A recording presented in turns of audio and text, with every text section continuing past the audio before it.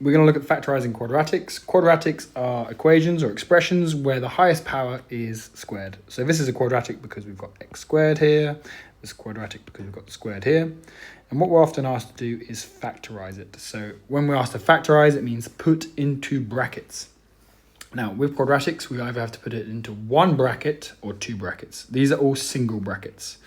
So what I need to do is think, what can I divide x squared and 7x both by? Now, they've both got x on there, so I can divide them both by x. So I can put an x outside the bracket, and that's all I can take out of both of them.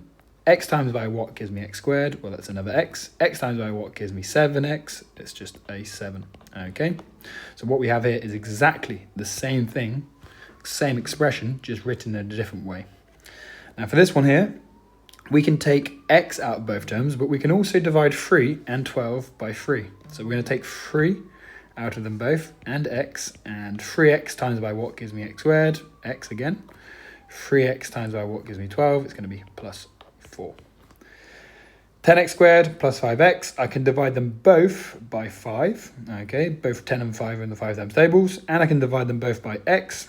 5x times by what gives me 10x squared? It's going to be 5 times by 2 gives me 10, x times by x gives me x squared, and then for the second term, it's just going to be plus 1, okay, because 5x times by 1 gives me 5x.